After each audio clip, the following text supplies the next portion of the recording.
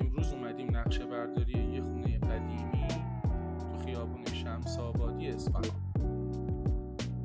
یه حیاط با کلی شاخ و برگ داشت، فقط تو فیلم‌ها قبلا دیده بودم. درسته که الان اینجا شده یه خونه مخروبه، ولی قبلا زندگی و کلی رنگ و بو درش جریان داشته. قراره که بعد از آماده شدن نقشه اینجا شروع کنیم به طراحی پلن معماریش.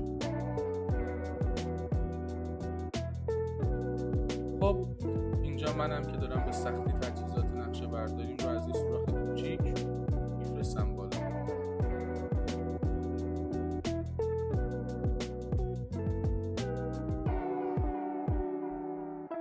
و بالاخره خودمم اومدم.